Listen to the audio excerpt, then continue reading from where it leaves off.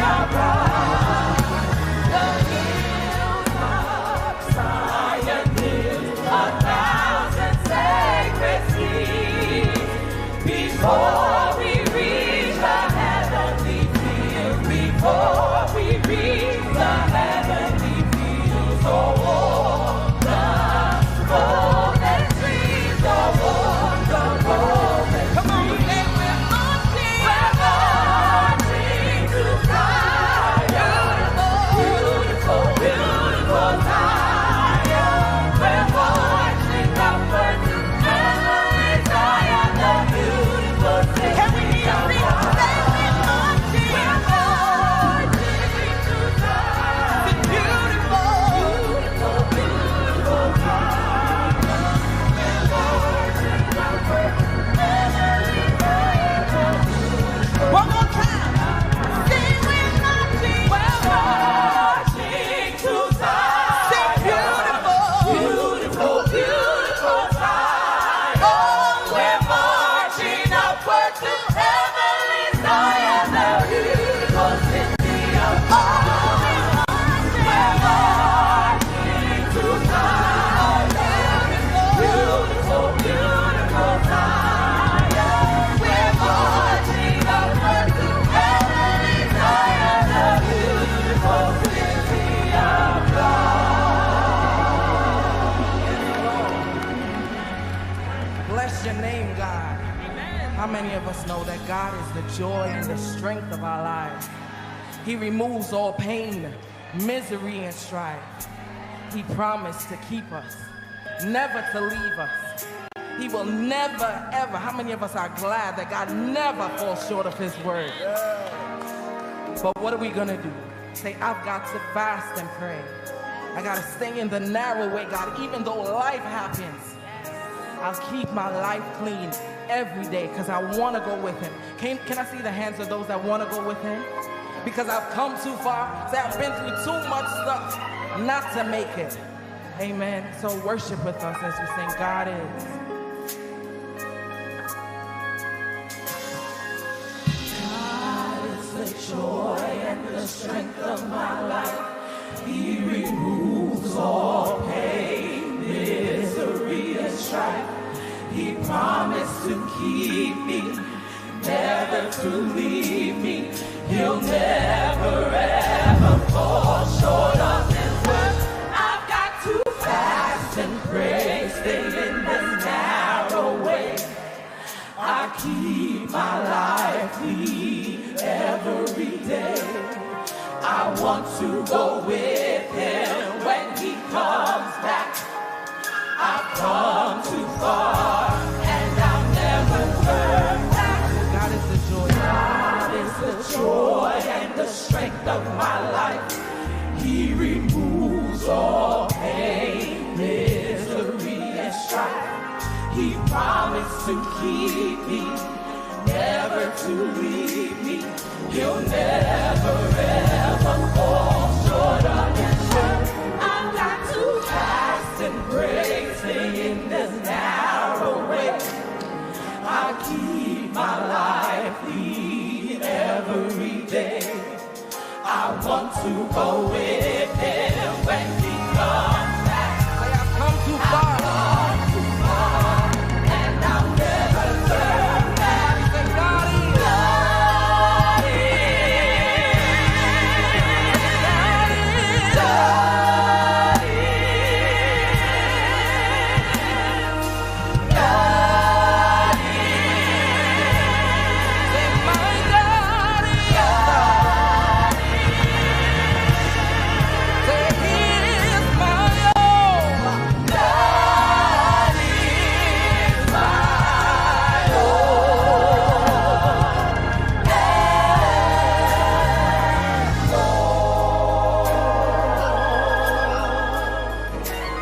Sing that one more time. So God is the joy. God is the joy and the strength of my life. He removes all pain, misery, and strife.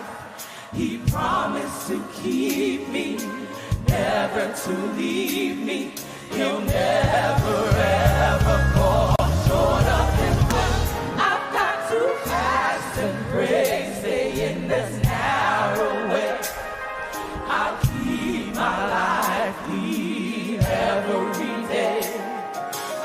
want to go with him when he comes back. Said I've come too far. Somebody declare, say I won't turn back. Say God is. God is. Say God is. God is. God is.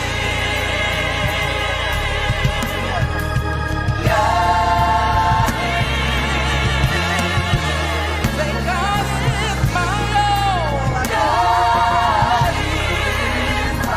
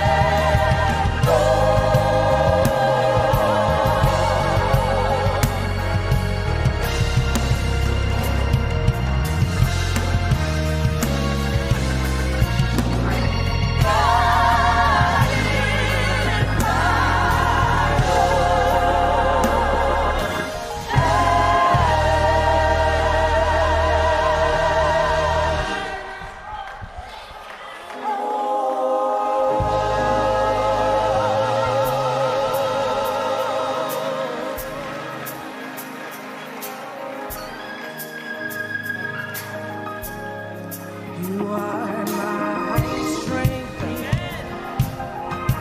strength like no other. Come on, can I get you to sing that with me? Strength like no other. Say, aren't you glad that it reaches? Come on, I can't hear you. Somebody was low and God's strength reached. My strength, strength like no other.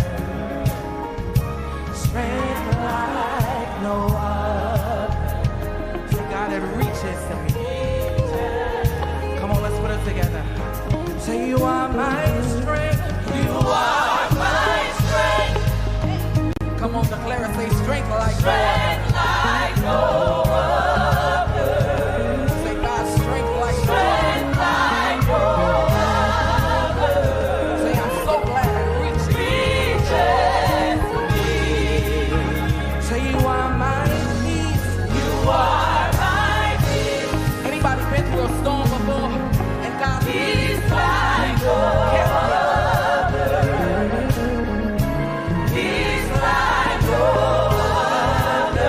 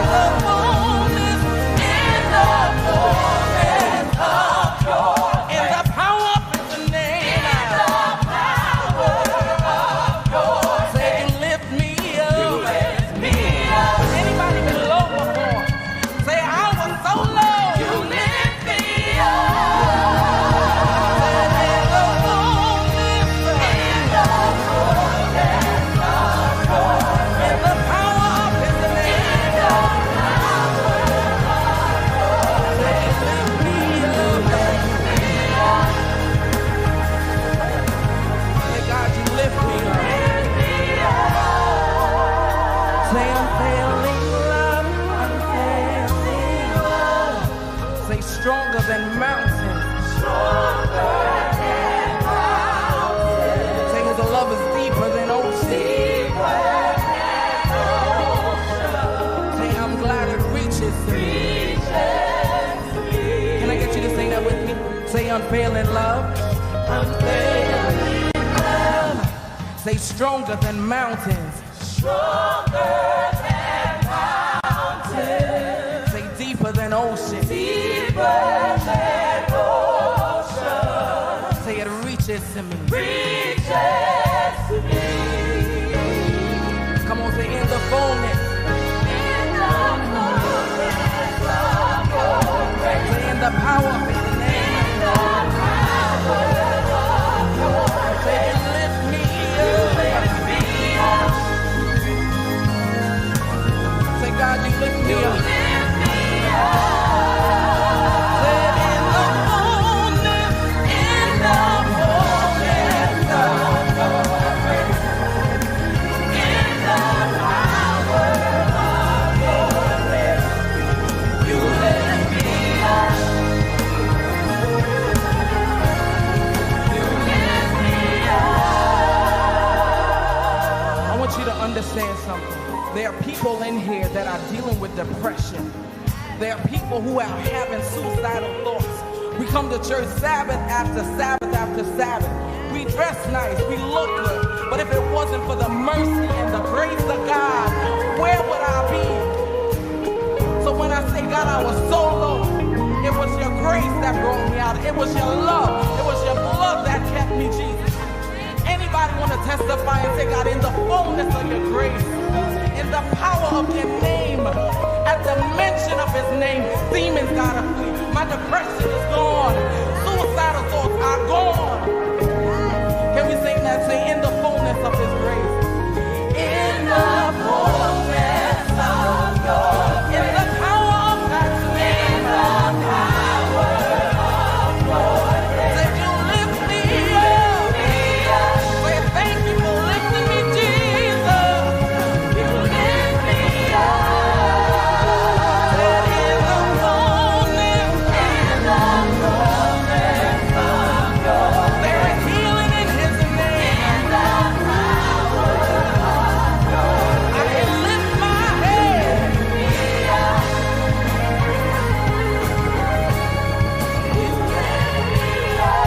So you are my strength. You are my strength.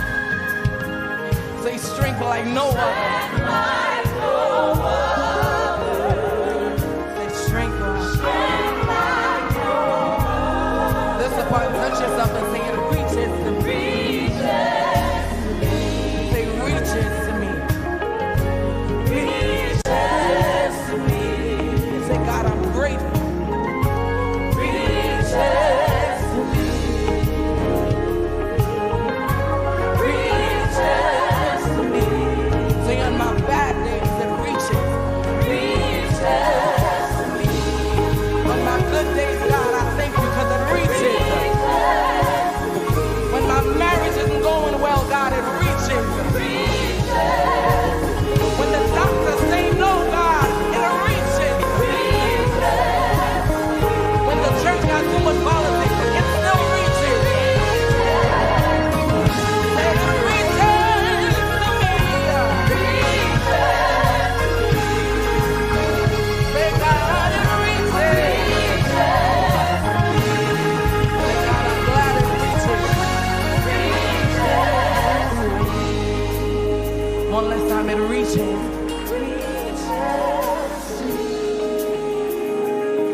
Say it reaches. Say God, I'm grateful. I stand in awe of you, Jesus.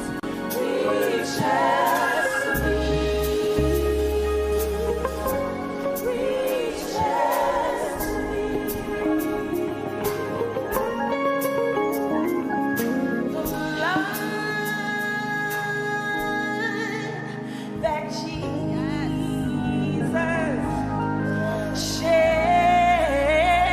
shed for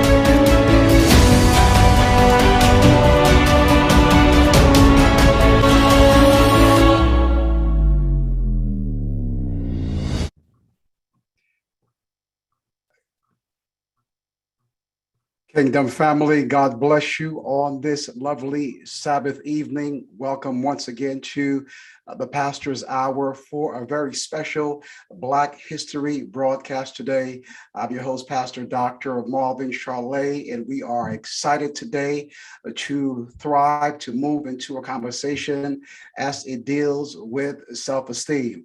Today, I'm so honored to have with me two distinguished guest expert in the field of psychology. I want to introduce them to you for our worship. Dr. Christy L. Lamar is the beautiful daughter to Pastor and First Lady Lamar. She was born in Rockville Center, New York, to Dr. James Lamar and Veronica Lamar. She attended Oakwood College in Huntsville, Alabama, now Oakwood University, double major, obtaining her Associate of Science in Photography and her Bachelor's in Science and English. She went on to receive her Master's of Arts in General Psychology at Adelphi University in Garden City, New York. And finally, her second Master's of Science in Counseling Psychology and a Doctorate of Philosophy in Educational Psychology at Andrews University in Bering Springs, Michigan. She completed her postdoctoral internship at Auburn University in Auburn, Alabama, and is presently studying for licensure in the state of Alabama. Currently, she serves as assistant professor of graduate psychology and counseling at Alabama A&M University in Normal, Alabama, where she teaches research, family therapy, counseling diverse population, and occupational psychology. Dr. Lamar is the author of Against All Hope, The Untold Story of Tragedy, Faith, and Triumph, a memoir that recounts her life-altering diagnosis that led her on a harrowing and faith-stretching journey with God like none other she has ever experienced.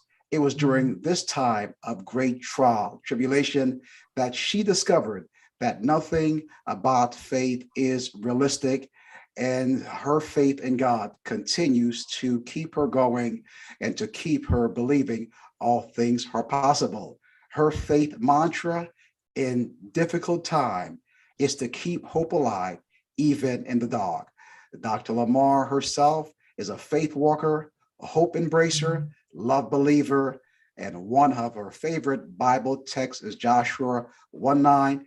Be strong and courageous. And also introducing our second guest for today, she is the beautiful Dr. Helen N. Roll. Dr. Helen N. Roll is a Bahamian-born counseling psychologist with specialty training and addiction treatment and women's trauma recovery. She is the founder of Path to Wellness Counseling Therapeutic Services, a compassionate and dedicated professional. She believes that recovery from substance abuse and drug addiction is possible. She resides in Nassau, Bahamas. Helen earned a PhD in counseling psychology from Andrews University in Bering Springs, Michigan. She also completed APA, American Psychological Association accredited clinical psychology internship at Four County Counseling Center in Logansport, Indiana, USA. Before pursuing her PhD, she worked as a program coordinator in Atlanta, Georgia. While there, she obtained her license in professional counseling certification and addiction counseling and certification in clinical supervision. Helen is also extensively trained in gender-specific addiction treatment, relapse prevention, anger management, and the trauma recovery empowerment model. Helen believes that the foundation to healing our pain and shame is through self-compassion. Her philosophy is that self-compassion teaches us how to forgive ourselves, recognize our worth, and live fuller lives. These two wonderful psychologist Christian women, they are bad to the bone in the spirit. I'm happy to welcome Dr. Christy Lamar and Dr. Helen Rowe. Please bring greetings to our viewers worldwide. I want to thank Dr. Pastor Chalet for having me and inviting me here today. It's always a pleasure to be with the Shiloh SDA Church. because this is like my birth church, so to speak. So thank you for having me. It's a pleasure. And I want to thank my friend, Dr. Helen Roll is my friend and my colleague. And I want to thank her for joining me today. It's such a blessing to have you. So thank you so much, Helen. And I will give greetings to my friends a little later. Thank you, Dr. Helen. Bring greetings to our viewers here. We're happy to have you. The weather in the Bahamas is so great. You've just bursted my self-esteem. Bring greetings to our viewers. Happy Sabbath, Shiloh family. I am happy to join you via Zoom. I appreciate the invitation from Pastor Dr. Chalet. And of course, it's always wonderful to work alongside my good friend and colleague, Dr. Christy Lamar. You know, I'm always excited to talk about Black issues and to bring those issues to the forefront and to give us help and healing and wholeness, because we are truly indeed made in the image of God. Yes. Thank you, Dr. Helen, Dr. Lamar. Today, we have a very special, compelling program for you right now. Swipe and share.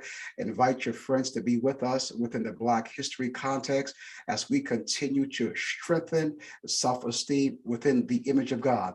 Dr. Helen, you're going to set some context. Take it away as you kind of give us a perspective to help us to move our conversation today. Okay, thank you, sir.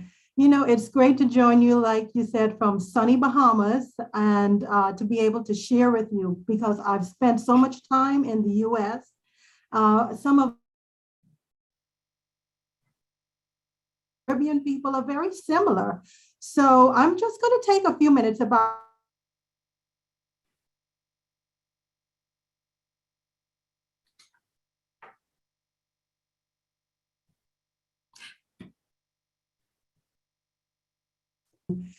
your audience and your church members. So we're going to talk a little bit about how do we as Black image of God reclaim our self-esteem that was tarnished through years of oppression and repression. And we're going to talk a little bit about what self-esteem is, how that is different for African Americans or Black Americans. And I wanted to get into a little bit just what is self-esteem versus what is self-compassion, because I think that will give us true light on how we can build our confidence and our worth. And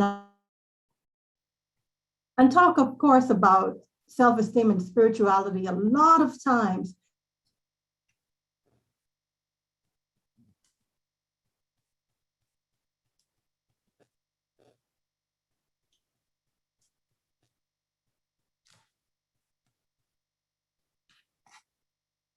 of Adventist education, and we were able to blend the two so that we can help people heal mentally and spiritually. And of course, I want to leave you with some self-care habits, because we always want to give people hope. And Christy and I, Dr. Lamar and I, will do this together.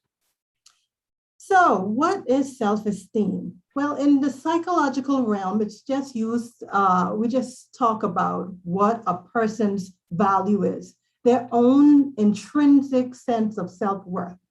So that's the value I or you would attribute to ourselves. And that's simply put, it's our own value, it's subjective, it's based on what we feel, think, and believe about who we are. I hope you can hear me well. Very well. Continue. Okay, great. And so it's about how we appreciate our own self. Like I said, it's subjective. It's based on my perspective, on your perspective of who we think we are. So regardless of your circumstances, your station in life, your socioeconomic status, gender, etc., self-esteem is about how I appreciate me and how you appreciate yourself.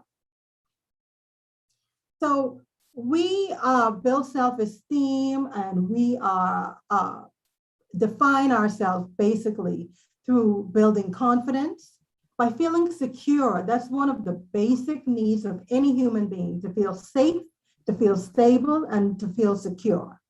And also identity. And I think that's a key point for us as Black Americans, African Americans, Afro-Caribbeans, to include myself, who we are, our sense of identity. And that's been tarnished so much because we have been made to feel less than, we've made to feel like we're othered, that we are less than human, and that we are not worthy of grace, of compassion, of dignity. So esteem, if it's defined by identity and all of those other things, then of course, our identity of sense of who we are is going to be affected by our level of esteem, whether we have a high self-esteem or a low self-esteem. And that's when we talk about mental health, because mental health, for instance, if someone is dealing with anxiety and depression, of course, anxiety and depression are mental health issues. And while self-esteem may not be defined as a mental health issue, it actually affects mental illness, mental health, and wellness. So it's obviously linked to self-esteem. For a lot of people, their sense of who they are, their sense of accomplishment, their sense of things like job satisfaction, sense of belonging to family and friends, all of those things are linked to esteem, which can impact directly your mental health. And I just want to pause really quickly and say that mental health is oftentimes we stigmatize that term mental health and we say, oh, we just label people as crazy.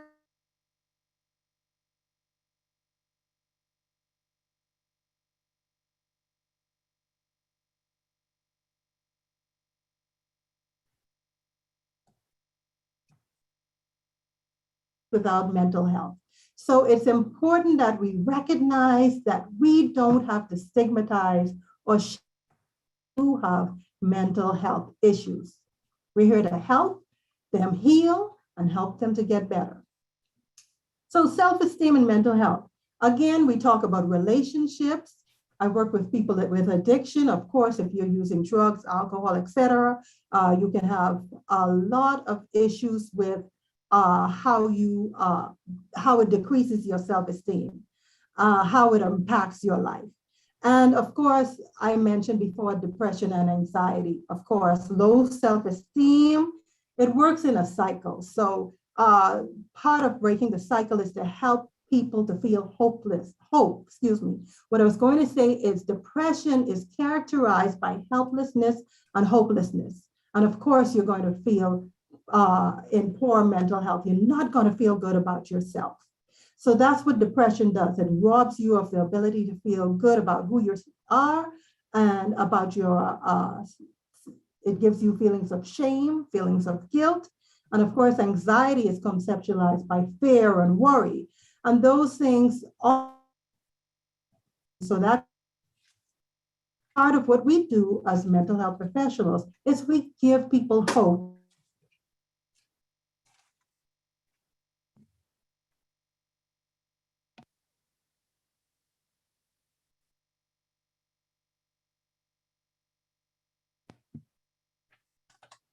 Has an impact on, in particular, there have been many studies done on Black mental health and how racism and bias marginalizes us.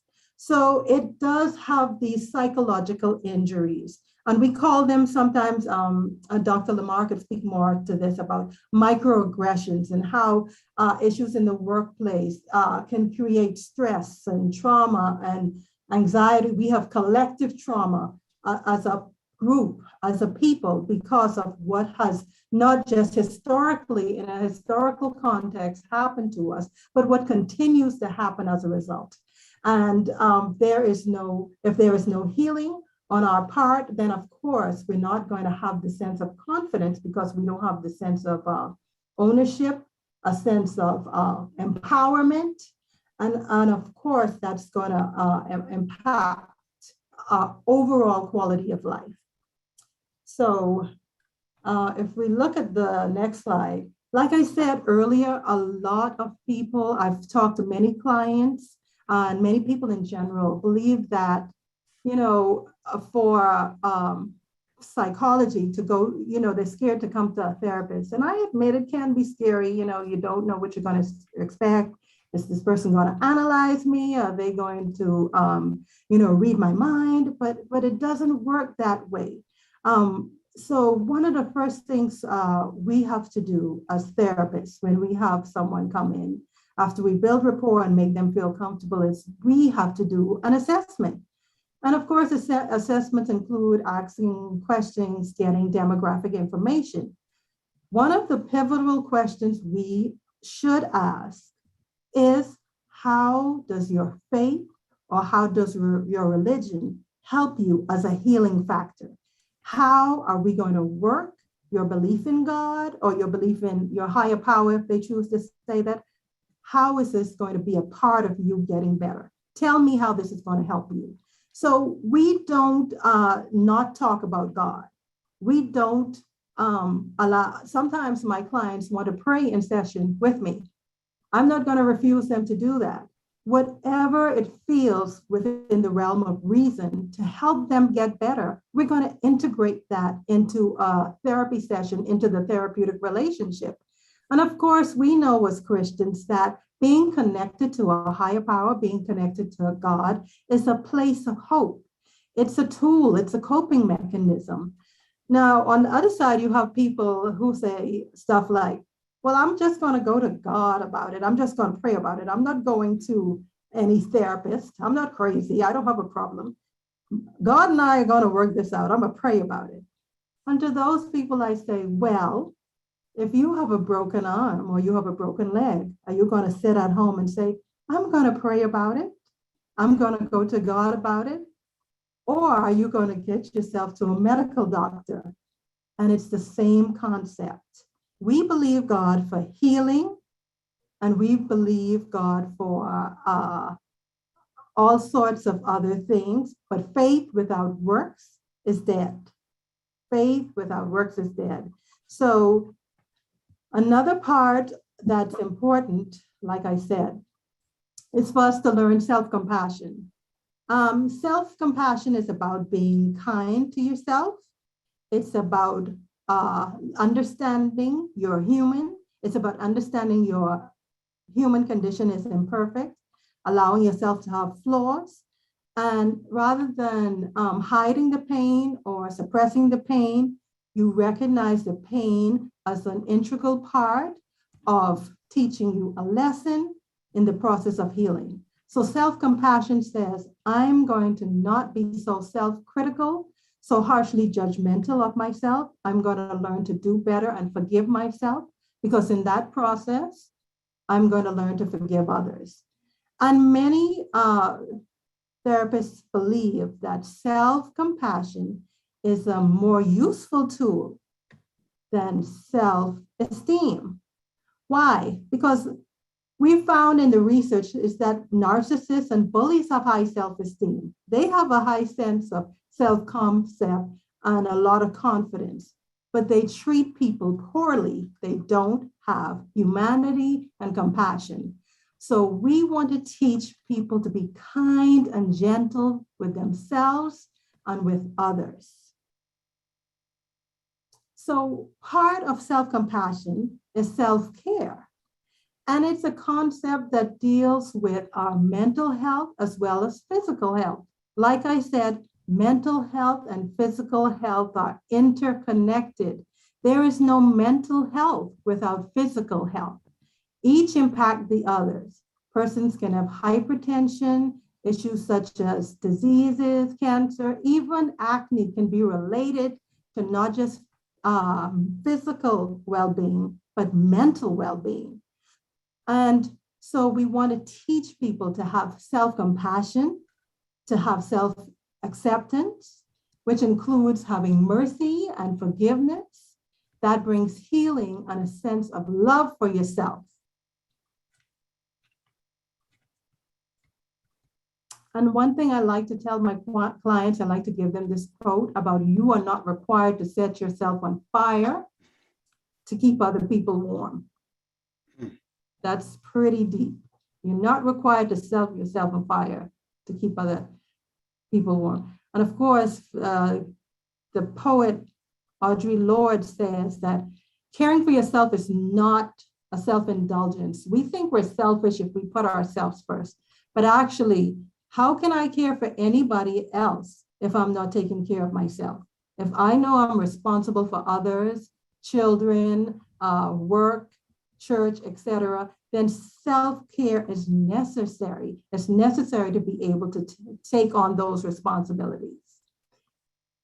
And so some things we can do in our experience of self-care and wellness is it helps us to be more calm.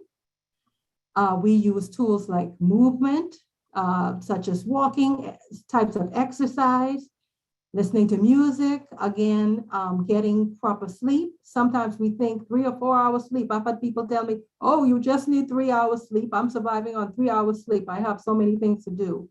We rob ourselves of proper rest when God created a mechanism whereby every healthy adult needs at least 6 to 8 hours of sleep every night. And if you're a teenager, you need a little more. And of course, babies and children sleep longer. So sleep is vital to repairing our cells and rejuvenating our minds and our bodies.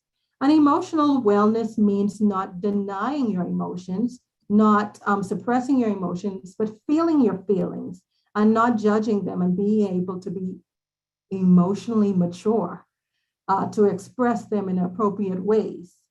And of course, self-reflection, it means, again, not being too harshly critical, being aware of your flaws and the good and bad parts of you, and being able to be okay with being imperfect, with being flawed. And I tell my clients all the time that you can't pour from an empty cup. What does that mean? That means that I have to be able to replenish and take care and nurture myself in order to pour into others. And persons who are caregivers often feel that they should be so strong. And I think that's something we hear in the African American community a lot, that, you know, Black women especially are so strong and, you know, y'all are rocks. But it's okay for us to be vulnerable and to feel weak at times. I feel like that's biblical. You know, the good word says, my strength is made perfect in weakness. So, of course, you know, I think we're required to be able to replenish our own selves before we try to take care of anyone else. And that's okay. And we won't go over this. Maybe we could talk about this, the self-care habits. And this is an affirmation I share with my clients. And believe me, for some people, it's really hard to say that they deserve kindness and compassion, and they deserve it from themselves most of all. You would be surprised to know how many people I say that with, and they have a difficult time saying it and believing it. So we have some work to do as Afro-Caribbean, African Americans, Afro-Europeans. We have some work to do to be able to reaffirm ourselves, rebuild our esteem and our confidence, and know that we are indeed made in God's image. And that's just a little highlight of what we want to talk about. I don't know if Dr. Lamar wants to chime in with anything. I'm going to chime in on the question period. Thank you so much, Helen. Thank you very much, Helen, for really setting a very strong foundation for us that our people would understand here. So Helen, and laying that foundation, it's quite apparent that there's a lot of work that needs to be done. The church needs help. How do we start to help our members within the church to get to a place where they should not deny the fact that they need help? Well, I think one of the vital things that I tried to do when I came back home to the Bahamas is to not shame people for being flawed and for recognizing, you know, it's not us versus them. It's not some of the members, it's all of us are flawed. I think one of the most pivotal things I've done is be willing to educate people and not shame them, and be willing to just talk openly about mental issues, about normalizing that even as Christians, even as good, decent Seventh-day Adventists, we're imperfect. And to make sure that we know that there is no, let me say it like this.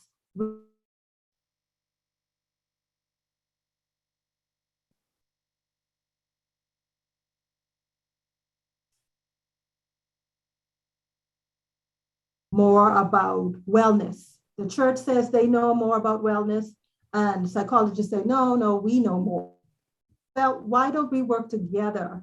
And I think that's one of the things that I found working in the local Adventist churches, my home church, et cetera, has worked for us.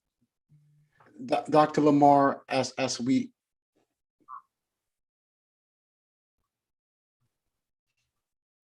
Yes. Dr. Lamar, as Dr. Roll is saying that we are flawed, we know that to be a sin problem, we have to work together. But how do we work together sometime when members are not in unity with one another? How do we get them to that place where they can work together, and look at the collective end goal here? When you say not in unity with each other, what do you mean? How do we get them to be more positive, more unison, as we try to work to help them along the way? In terms of being open to psychology and therapy? Yes. Mm-hmm. Well, I think there has to be education. As Dr. Rowe was saying, we have to stop splitting almost in terms of it's either this or that, God or therapy. I mean, these are not dichotomous things. They're one and the same. And if we can just see that, God uses, just like he uses doctors, he uses therapists to help people with mental concerns. And so we have to be able to agree on that accord in order to push forward, to provide people with the help that they desperately need. So we know in the church context that we are sinners, we all needing help. And sometime in the church, Dr. Rowe, people can frown on psychology because when they start to think about fraud and all of his theories, sometimes that does not seem to align with the Bible. It's like, hey, please, this is demonized. I mean, in educating people, do you find them being somewhat more open-minded to at least coming in to see you? You're not judging them. It's a safe zone. What are you picking up in your practice? Oh, that's an excellent question, sir. For me, it was a blessing, and Dr. Lamar will tell you, to be educated at Andrews University, because we got to dismantle some of those theories, and we recognize that those are just theories. One of the things I was trained in, and one of the things I truly believe, is that the most important tool I bring to any counseling relationship is myself, my authenticity, my compassion, my care for people, and my belief that they can get better. So all of those theories, they do have a place, but we have to remember that they were normed on white men. Most of the research in psychology, in psychiatry, in medicine, even if you look at research on, I know this is random, but car test dummies, most of that stuff is normed on white males. Nobody else was human except them. So the great thing about being taught at Andrews is we get to learn who we are as made in the image of God, and we get to reflect that to our clients, especially noting that the African-American experience is different from the Eurocentric experience or, other people of color. So I think for me, the theories have a place, but most important is to create a space where people know that they can come and share, and I won't judge them and I won't condemn them, and that I can give them tools that'll help them to get better. Mm-hmm. And also I'll chime in and say, there's so many other theories outside of Freudian theory. There's actually theories that support Black psychology. I mean, people need to be educated because they need to understand that there's other theories, other research. People need to know the name Mamie Clark, right? And the doll. research that was done to help Black children, right? So the education is going to be important to broaden horizons beyond the white men who were the founders of psychology to those who also poured into it to help others beyond the Eurocentric persons, but broaden it to African Americans and beyond, made it more multicultural, essentially. And that's very beautiful, the multicultural lens, because a lot of people tend to believe still that the Eurocentric model is the Harvard, and the Afrocentric model is the subpar, but it should not be thought like that. There's a question here for you, Dr. Roll or Dr. Lamar. How can we create safe places within our church where individuals, families of all age and backgrounds can speak with a professional and be assured that their voices are heard and confidence is privacy, also without a concern for a fee? So sometimes, the saints want everything, let them free, but how do we make this happen, in that safe zone? I want to say thank you for that question. I'm going to let Helen answer first, but I'm going to say thank you for that question coming from Lauren Regulus, one of my best friends. So thank you. Jump in there.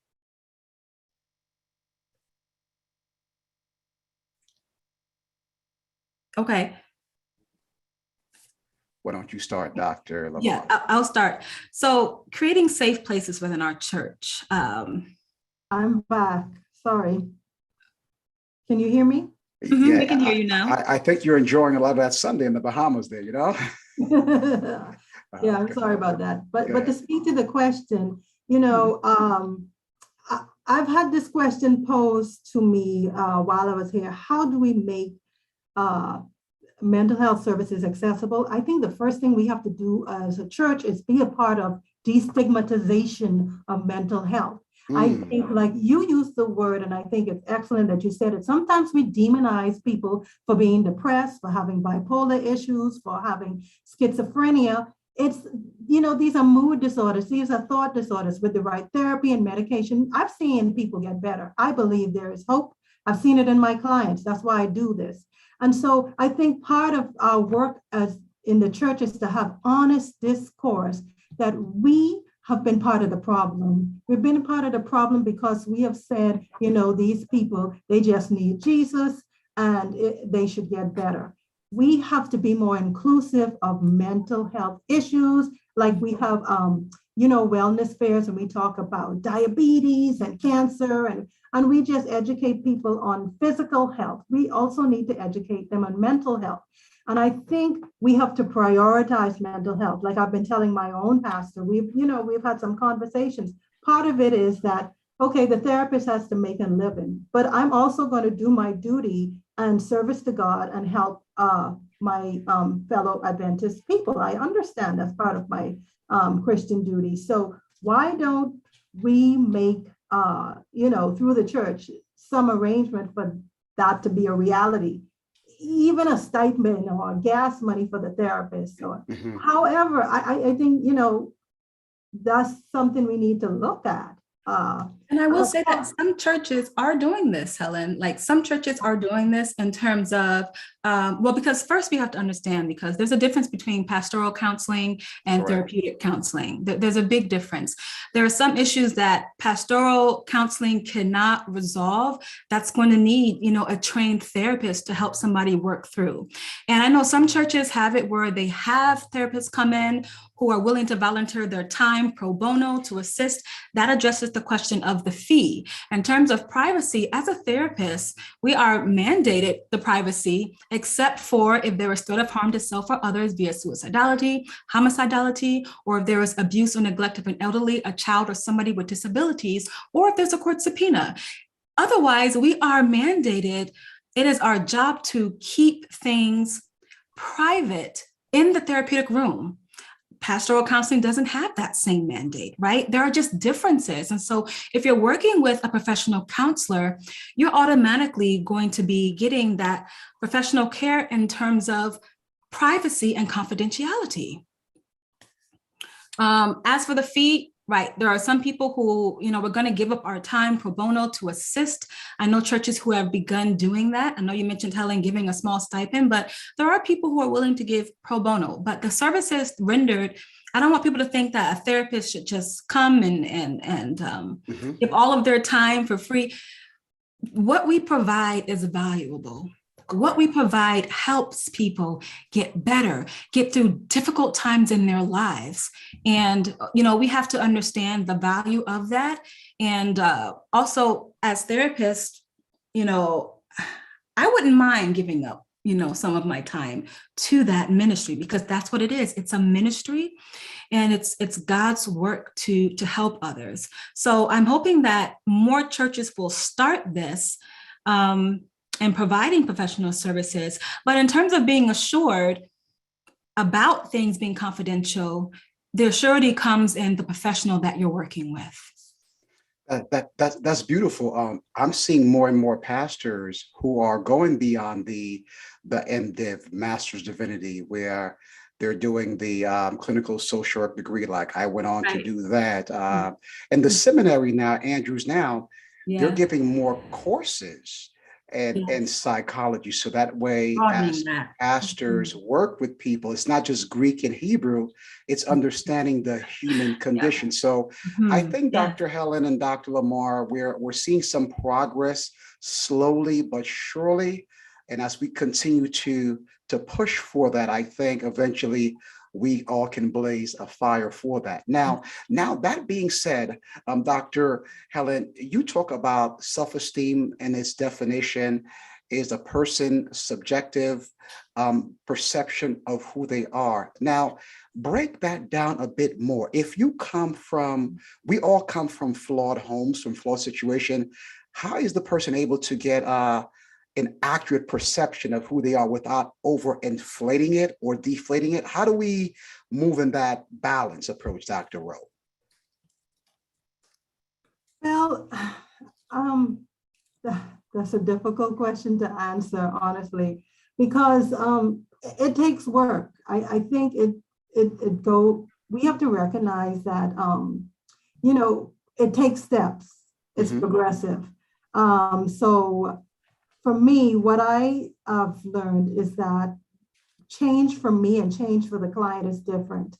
I have clients, sometimes they drink a 6-pack of beer every day, but progress for them may be, hey, I only had a 6-pack once this week, and I want them to stop drinking. I would think that's change. But again, we have to work with people on their terms, right, and meet them where they are. I think that's the best way I could answer that question. There's so much to say. But again, recognize the humanity and people like Jesus did, and recognize that I'm flawed and they are, and giving them that space to grow. So Dr. Lamar, why are we so judgmental on members in the church? Hey, Pastor, I smoked some weed last night. I'm still being promiscuous in my personal life. And, you're not trying to judge. Why is the church so judgmental, not understanding that we got to scratch where people are itching? How do we help members not to be so judgmental, that people, they're on different spectrum, they're growing. Sanctification is a work of a lifetime. How do we get that message to our members? There's just a real reality. I think people believe when you come to Jesus that you're no longer going to be suffering or have any problems or have any difficulties or challenges. But coming to Jesus and loving him doesn't mean that you're not going to have real struggles, because life is full of struggle, right?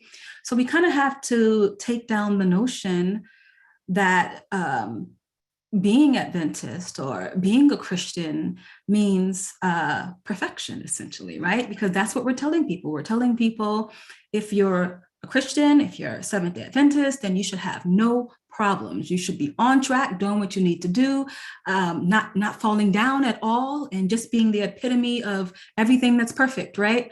But that's not the reality. We are human and we are flawed, as Dr. Rowe was saying. And so essentially, I think it boils down to individualism in the person. There are people out there who are more judgmental than others. And I talk to my friends about this all the time. So the judgmental mindset is one that I think is difficult to break because it's so ingrained, within us. To just automatically judge someone, especially if we think ourselves higher than others, right? That self-righteous component comes in. And so when you're self-righteous, it's easy to judge another person and not look inward. Wow. So it's the man in the mirror looking inward. Like we say in philosophy, know thyself and be true to thyself. But Dr. Helen, some people, their self-esteem is overly inflated, and some people that have poor self-esteem. When should we start to become concerned about our self-esteem? When is that a red flag going up about our self-esteem? We should become, it's time to talk to a therapist. When should a person become concerned about their self-esteem? I think one of the markers of poor self-esteem, again, is anxiety and depression. And for kids, that sometimes that looks like anger and acting out. In this social media culture, I think we have so many people with high self-esteem, high ego, and low self-compassion. Look at what Instagram culture and Twitter culture tells us, that we should post these beautiful and handsome pictures and filter them ad infinitum and have this snapshot perfection of what our life is like. But on the inside, we can't pay our bills. We're, using drugs, so we can't sustain healthy relationships. But we want this image of perfection of what it means to look good. And I think we've had such a strong example of what that looks like with the recent young lady who took her own life, Miss USA. She seemed to have everything to live for, but was struggling with what some people think is high functioning depression. And again, as Black people, Black women in particular, we're taught that we shouldn't show emotion, men too, perhaps more so. We shouldn't cry. We shouldn't have flaws. We shouldn't be depressed, especially if we're Christian. God's going to take care of it. When actually God gave us the tools to be able to say, hey, I need help. It's okay to say you need help. And I think if we partner again with the church, the pastoral staff, to say, hey, I mightn't be able to give you therapy to that extent, but I can refer you somewhere, and that's okay. So looking at people and recognizing that sometimes the sadness is ongoing, the anxiety, they're not sleeping well, their eating patterns are off. Those are signs that hey, maybe it's time to come in and get some help. So that's really a red flag. We are on the Pastor's Hour today. Joining me is Dr. Helen Rowe and Dr. Christy Lamar on this Black History Special Sabbath, where we are dissecting deeply in self-esteem and spirituality. And these psychologists, teachers, professors, these girls are bad to the bone. They are the dynamic duo, and we're happy to have them. That being said, Dr. Helen, Dr. Lamar, it's quite interesting because you all are beautiful Christian women. And I can imagine sometime all that you all have to go through to push to your aspiration. Dr. Lamar, the last time you were here, you shared with us that you actually did a little writing on Black hair, because during the Black History Month, that's a conversation about Black sisters' hair and the fleecy locks and versus the perm locks here. Dr. Lamar, talk a bit more about, does hair impact racial stereotype and self-esteem formation? Talk a bit about that, because you wrote about that long before Chris Rock talked about good hair, bad hair. you were doing research on that, girl. Come on with it now. Man. I mean, I'm sure people have watched his documentary, but yes, I did some research on it, and absolutely, there's an impact on self-esteem and how we view ourselves, but it's not just at the surface. It starts first at a very young age, where it's kind of starts to get ingrained at a young age. And, there's the Eurocentric standard of beauty that's out there that says, in order to be beautiful, you must look a certain way. And that begins with skin tone. They're intertwined with skin tone and hair texture. And so, you know, we started pressing our hair, perming our hair, straightening our hair to fit in with the Eurocentric standard of beauty that said to be beautiful, your hair must be wavy and silky and soft and flowy and, you know, voluptuous and all those things, right? So if we perceive that, if this is the standard of beauty, and for us to be beautiful, we have to match that standard. That means we have to change ourselves, which means ourselves as we are is not good enough. Wow, come on. That means it's not good enough, right? So as my hair grows out my head, it's not good enough. I have to change myself to be beautiful because the world says this is the standard of beauty.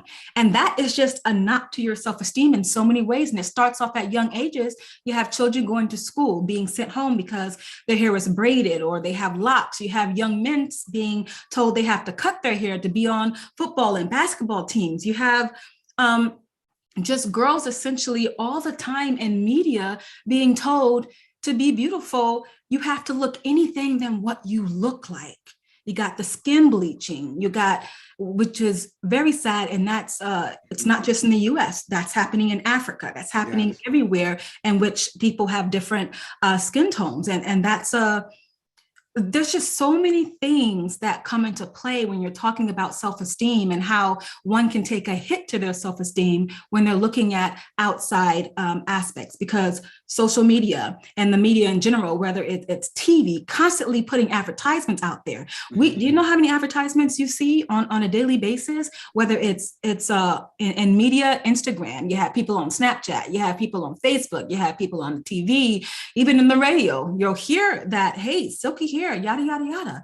And so if we're being told that we must change ourselves, how can we accept ourselves? That's powerful, Dr.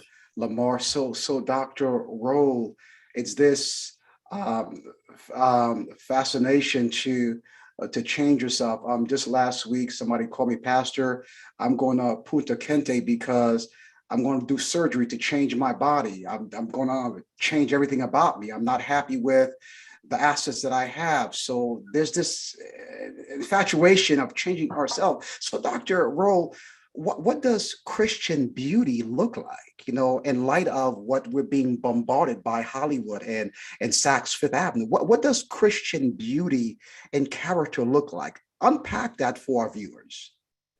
Well, I think that's a profound question. I thank you for it because, you know, here's the thing. I think, let me start off by saying this. I think that we have been deceived as Black people. We have been misinformed, and part of that misinformation came from somebody else writing our history.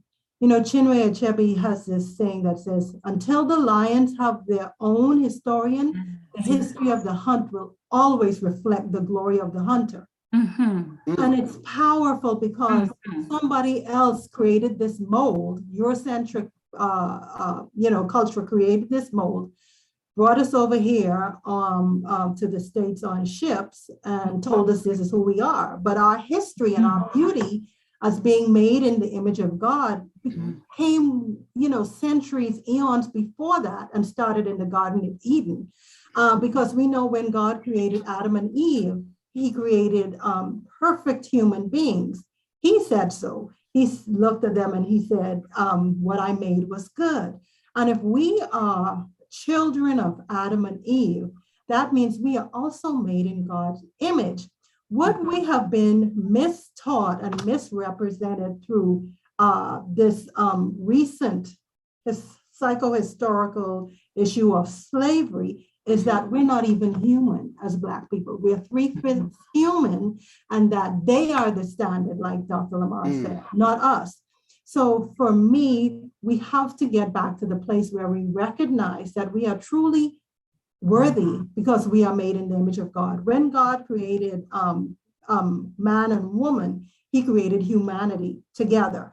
They became mankind. They became human. So together, I think sometimes we view that as, I don't know if I should say archaic. We don't want to look at that. We look at beauty by the world standards. And I think we just need to, get away from that and get more back to Christian and godly ideals, because God tells us who we are, not the world. And so part of what we do as therapists, as educators, as researchers, is we push back against that and say, no, no, no, that's not who we are. Here's who we are. We were fearfully and wonderfully made. And that doesn't change because of the issue of slavery. That is so beautiful. If you have a question for Doctors Lamar and Rowe, please drop those questions there in our chat box there. We'll make sure that we get to your question as best as we can. We are made in the image of God. And they told us throughout the years that we were 3/5 of human beings. And the Jamaican poet said, hey, if we die, we must not die like hogs and dogs. May our lives would not been lives lived in vain. So this self-esteem issue is such a real thing. Now, listen, Dr. Lamar, most of these sisters, sometimes I talk to, even in the church, they said, Pastor Charlie, I'm looking for Denzel Washington. And I said, well, I'm not trying to bust your bubble here, but even in the men, some of these women want to date in the church. They're looking for this, hey, whatever you want, go for within reason. But how do we start to help sister? Hey, he may not look like Denzel, but he may be a nerd, but he could hold a job. You know what I'm saying? But how do we help our sisters to understand, hey, that character is important, that we have to get to the core of what's called character, and, and not chasing after the rabbit tails, you know what I'm saying? How do we help our sisters when they start to date?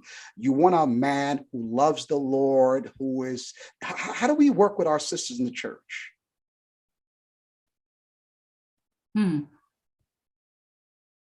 That's a good question. That's a very good question. Because sometimes, they want the brother who's making 6 figures a year, who's living nice house. And there's nothing wrong with, like Mama told me years ago, she said, marry up.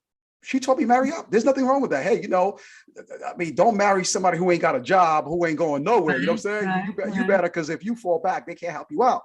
But in trying to set realistic goals, how do we help sisters to understand and men to understand, hey, she does not have to look like Beyonce. You know what I'm saying? Because, how do we help, our youths, young people understand, character is important and self-esteem. If I could chime in. Yeah. What I'm learning from myself and what I'm teaching my clients is, again, it goes back to compassion. How does this person treat you? Yes. We have a lot of things going on in church that we don't talk about. It's hush hush, it's taboo. So when we see all of these, fancy couples, but there's a history of domestic violence or a history of drinking or a history of adultery and affairs. We only, like you said, we look at people superficially and think they have it all together. What I'm learning is that just as I want compassion, I need to find some people in my life, the persons who I allow into my life have to be compassionate towards me. And I reciprocate that. I think that's a value. And if our values, again, are stuck in Instagram culture, we're going to be very sad and disappointed. We're going to be sad and disappointed because nobody looks beautiful 24/7. Nobody is in the gym well, there may be some people in the gym 24/7, but there's more to life than that. And I think, though, the values of compassion, of treating people with kindness, of treating people with courtesy, it seems to be lost. It seems like we like to, fuss people out and get angry and quick to, pull guns on people. That's no way to live. That's no way to live and not to live fully. So for me, I would tell young people, like you're saying, character, and character built on the values of compassion and kindness and knowing your worth and understanding that you need someone in your life who understands that you're valuable, who understands your worth as well. That's the foundation for love and respect. Love is the highest form of honor and respect. Mhm. Love is the highest form of honor and respect. Mhm. So to have an honorable and respectful relationship with your partner, with your family and friends, that's true values. And that's foundation for a long-term relationship. Mhm. I want to chime in just shortly there. I think it's very hard to, if people are in their 18, 19, 20s and they're starting to date, it's very difficult to now tell them that character is most important if they've grown up hearing something else is more important. So you're dealing with how someone, their environmental factors, how they grew up, that socialization, what they heard when they were young, what's coming from their families and their communities. And now you're trying to shift that at this stage in their life, but they've been taught something all along for years about what to look for. And so we also have to start not just talking to an individual, but talking to families. What are they teaching their children from a very young age? And this goes along with also, self-esteem and value, right? What's being taught at home? That's going to be important to how we continue that mindset that goes out even more. So society and the Instagram culture can't impact me if I have a solid foundation from parental upbringing about values and what's important in character. My parents taught me things at a very young age that stick with me till this day. And so we really have to start reaching families, Doc, families within the church. And that's so important, because the systematic attack on families are real. And historically, we saw what they did to the Black family in enslavement. They ripped them apart. The nuclear family, the blended family, the mixed family, the families are being impacted. I mean, I see kids as early as 7 years old. They're smoking weed because mama and papa, that's all they do in the homes. I mean, in the vulgarity in the home. So these kids, their environment is so toxic that they process all that. So their whole character formation is so off that they need help. So what is the role of the church? How do we instill prayer, faith as a means of helping? Because prayer, it does work. It transforms people. It transforms character. How do we start to get prayer, get worship, those things working in the family?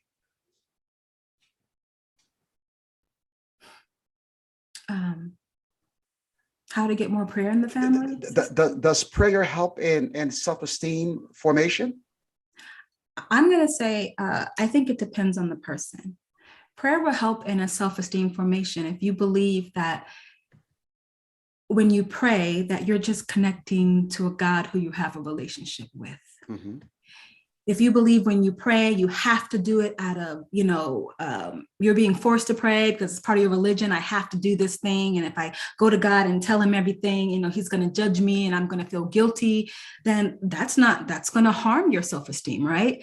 And so it depends on your personal relationship with God, whether praying is going to be helpful or harmful to you, because it all goes back to what type of God do you believe you're coming to?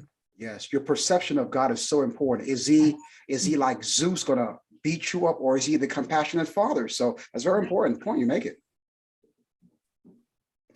But here it goes. There's a question here, Dr. Lamar, Dr. Rowe. This question comes from Jamaica. Right off the bat, I know it's my thoughts that's causing anxiety. How can I change my thought pattern to avoid the anxiety? I have been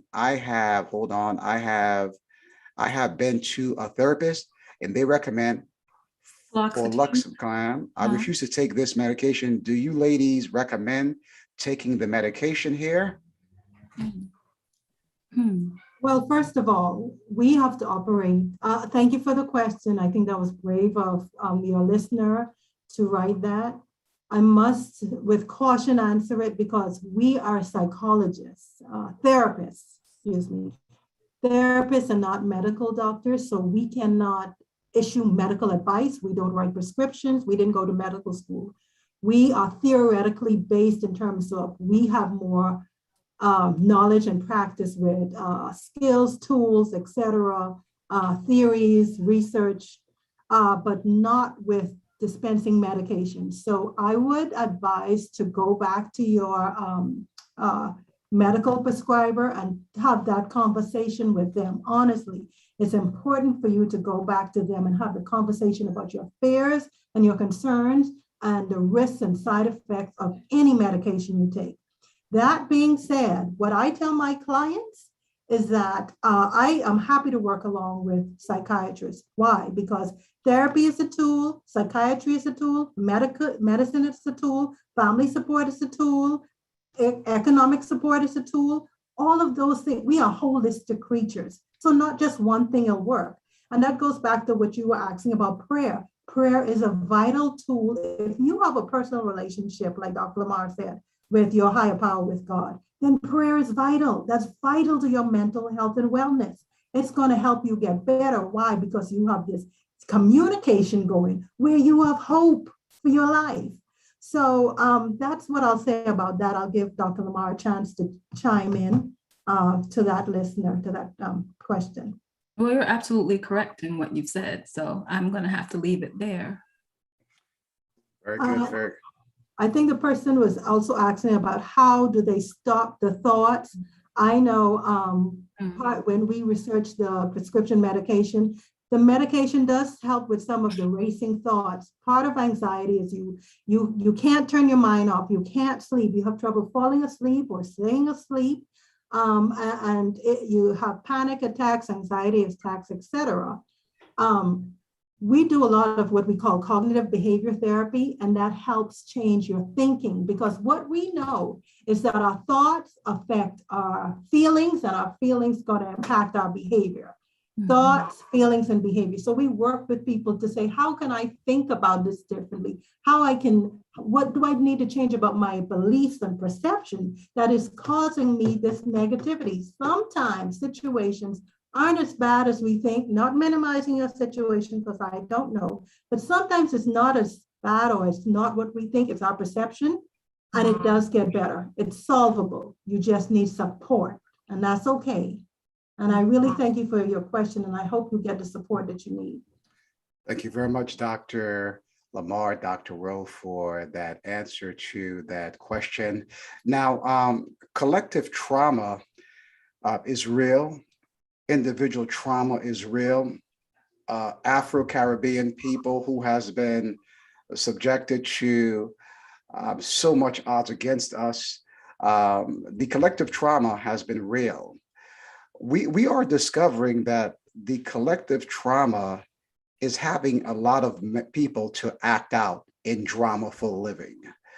How do we help people trying to get a control of this trauma?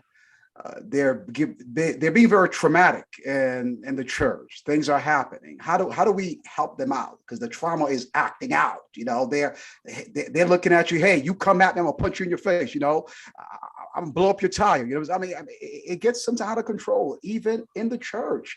How do we help people through prayer, counseling to kind of, hey, calm down. You're about to wreck yourself. Check yourself before you wreck yourself here. That's a powerful question. You know, one of the theorists, I think Dr. Lamar brought this to my attention, was Carl Jung, I think it is, who talked about that. She can speak more about that. But to speak to, I can speak for myself. Let me give you full disclosure right here. When I came home in 2018 after I graduated from Andrews, it was barely 6 months after that, maybe a year, that we had that terrible Hurricane Dorian.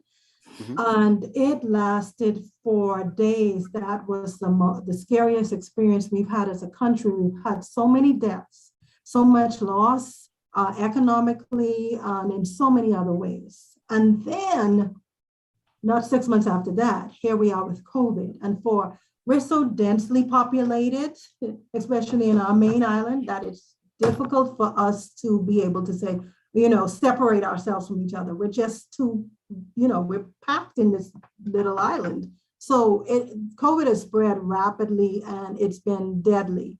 So for us, we definitely as Bahamians and residents here have collective trauma. I think what's been helpful for us is our churches of government have come together to try to educate people, because I was not left unimpacted. People tend to think, oh, you're a psychologist, you should have it all together, you should have all the skills and tools. But this is real life for me too. It's not just theoretical. So I've gone through, family dying in that hurricane, both parents caught COVID. Thank God they're better.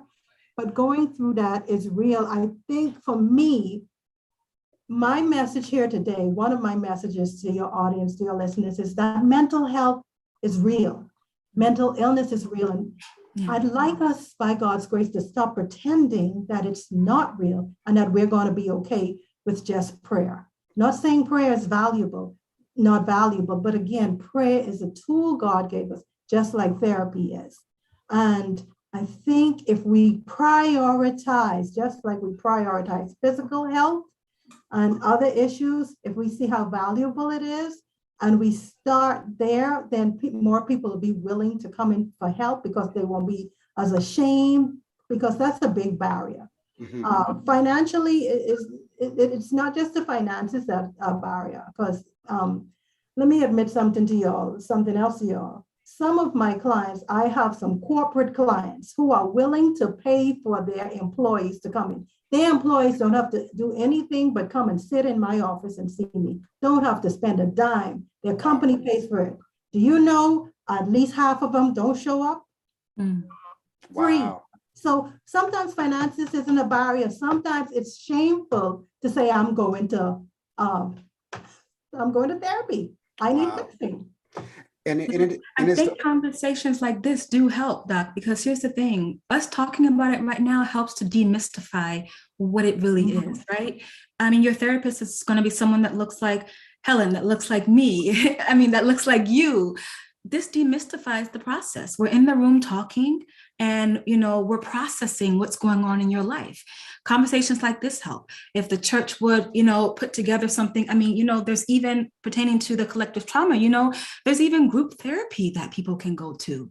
But if individuals talk more about it and encourage more pertaining to, make it a norm to say, hey, do you have a therapist? Hey, are you going to therapy? I know we make it a norm to say, oh, I'm praying for you, take it to Jesus, but let's make it a norm to say, hey, you should really talk to somebody. You should talk to a counselor, a therapist, psychologist, a psychiatrist, whoever it is. And it's okay to get therapy and get your Jesus and also get your medication if you need it. That is okay.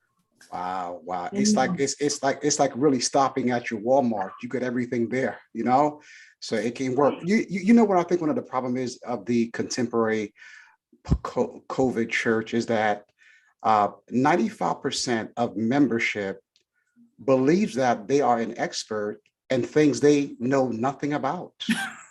Everybody in the church is an expert in something they've read on Google, and they haven't even taken one class in that field. And just because you do a training does not certify you to be a specialist. And that's the issue in our church today. Everybody is an expert in their field. So they want to come to the church and just postulate how the church should run. But when they go to the dentist, they can't tell the dentist how to pull out a tooth. That's the issue. So there's a high literacy understanding of professional expertise. And that's the problem, that we don't seem to understand that. So that being said, is there a thin line between sanity and insanity as we close up?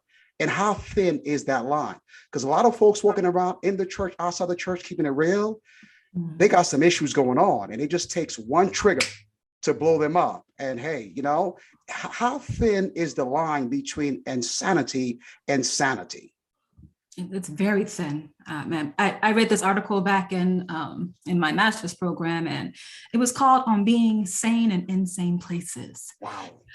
What we're experiencing with COVID, with the changes in the world. I mean, the world, humans absolutely insane. It's bananas out there, honestly.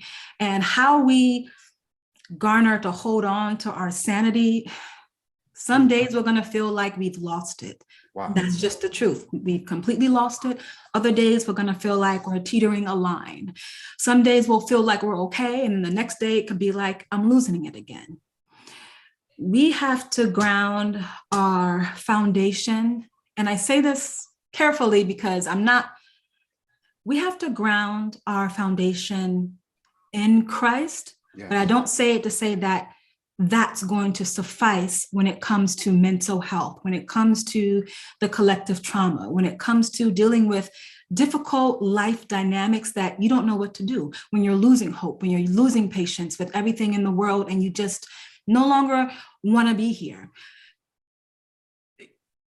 There's a fine line, and I believe in some way we are all walking the line of insanity because the world is a crazy place. The world is I don't like to use that word lightly, but the world is a crazy place.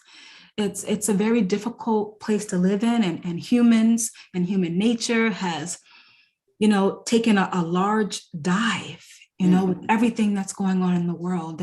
It's very difficult to navigate on one's own. We need to rally the troops together.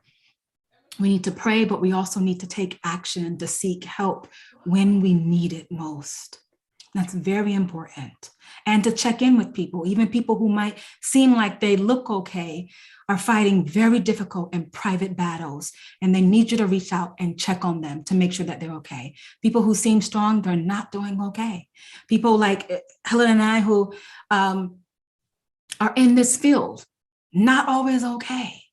Even therapists need a therapist because that's what it is out here. It's a battle. It's a battle. And Dr. Helen, we're closing up here. Any thoughts on that there? I echo Dr. Lamar's statement. I think, I'll just say this again, full disclosure, because humanity is important in my field, in our field. Compassion starts with self-compassion, just like charity begins at home. I've gone to therapy and I'm not ashamed of that. I know what it's like to be the patient. And no, not because there was a course required to get my degree. It's because I wanted to be the best person I could be. And because I didn't want my stuff to interfere with client stuff when I see them. Correct. Also because I have stuff. We all have stuff. Yeah. And my therapist didn't happen to be a Christian therapist, but she was a very compassionate woman. So again, being vulnerable, being open, being okay with not being okay, understanding that, like Dr. Lamar said, foundational to anything we do is recognizing that, we have a foundation and a relationship with God, recognizing that we are worthy because the blood that Jesus has shed for us gives us hope to recognize that we can heal, that he wants us to live abundant lives. He said it. I came that you should have life and have it more abundantly. So recognizing against that we could be vulnerable, that we could be flawed, and not shame people for that. Yeah. And I think that would draw more people back to the church, and it will certainly draw them, I hope, to seek help because it's available. There's help available. And again, I love what Dr. Lamar said about, you'd be seeing someone who looks like you. There are Afrocentric therapists out there who are able to relate and be able to help and to be able to understand what you're going through. So my hope is that more people would seek help. I know there are a lot of men on here, but also women, but there's this valuable resource online. It's called Therapy for Black Girls. And on that website, you can connect with a Black female therapist. So, and whatever location you're in, someone who looks like you, because representation, even in therapy, matters, right? It matters. Thank you very much for that perspective here. We are landing, ladies, and we just have two more questions here. I saw somebody just pop the question here as we're getting ready to drop off the air here. And I have another question here. Do you think someone who is going through a mental health crisis should live alone here? No. Survey say? I'm gonna say that quickly. No, we need support. Absolutely. We need support. All No right, all man's right. land. Okay. And Dr. Roll and Dr. Lamar, in closing here, what does self-esteem in the image of God looks like to you all in your closing thoughts at this time? It looks like my theme, it looks like compassion. It looks like self-respect. It looks like love. It looks like honoring myself and recognizing that as a human being, as a person made in the image of God, I have dignity and I give myself the grace to make mistakes. I'm not overly critical, but I also accept that I can grow and learn and that I can do some things different and better, recognizing that I'm on this journey called life and I don't, even with this, great degree, I don't have it all figured out. And so that helps me to be able to connect with people because again, our humanity is vital to what we do. And I think that's what esteem looks like. Esteem to me looks like compassion and care and gentleness with myself and others. Dr. Lamar, your closing thoughts. What does self-esteem in the image of God looks like? Closing thoughts. I absolutely agree with Dr. Roll. And I'll also add in there that our self-esteem is tied to the one who created us, right? And so if we love God, we have to believe and trust that God would not create garbage, right? God is not going to create garbage or anything bad. Everything he created was good. So even if society is telling you it's no good, you have to know that you were created by the one who says it was good. And you have to, you need that contradiction to go against everything you're hearing, because without the contradiction, you'll believe what the world is saying about you. But you have to trust in the one that created you and know that he's created everything good and beautiful. And so your self-esteem is tied to knowing that I have a wonderful creator and savior who I love and who I know loves me. Thank you very much, Yes, Doc. Thank you very much, Dr. Lamar, Dr. Rowe, for that beautiful conversation today that we have had on self-esteem. You girls, you women, professionals are exceptional, and the people of God today were immensely blessed. We'll have you all back at some future time to follow up on this conversation on self-esteem, but we are proud of you all. We thank you all for your expertise, and we'll see you in the very near future. Let's affirm Dr. Rowe, Dr. Lamar by putting a comment there in the chat box saying thank you to them for a job well done. Let's affirm them, everybody. They have been phenomenal. Let's affirm them. Let's affirm them. Let's affirm them. Let's affirm them. I want to thank all my friends and family for joining. Thank you guys so much. And thank you to the Shiloh Church for having us and for joining in this conversation with myself and Dr. Rowe. And thank you, Dr. Rowe, for coming on and agreeing to be with me today. Thank you, Dr. Shiloh. We appreciate you so much. Thank you, Dr. Lamar. I see you're a proud dad. I see First Lady Lamar, you're a proud mother here. And we are proud of Christy. She was born, I think my history may be wrong, almost born at Shiloh. Dr. Lamar, Dr. Lamar is throwing up his hands, say. Yes. Did you want to say something, Dr. Lamar?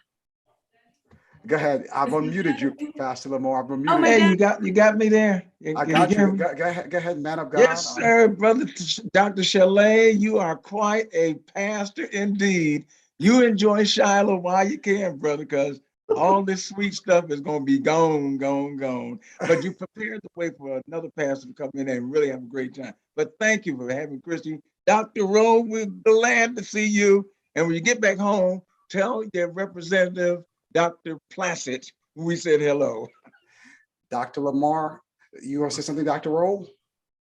It's great to see Dr. Lamar again.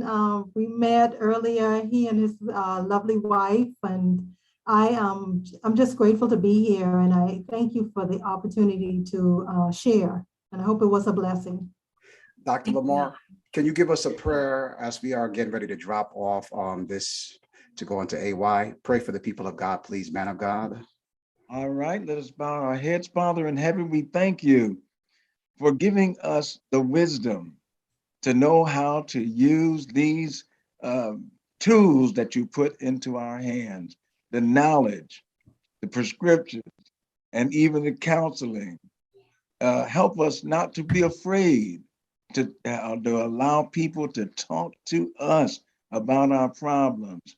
We don't want to be called shrinks, but we want to be called counselors, people that help people to get a better perspective of what's going on in their lives so that they can bear it. And we thank you for the promise that you gave us, that there's nothing in this earth that you would allow to come on us that we can't bear, that you would not open a door and allow a way of escape for us.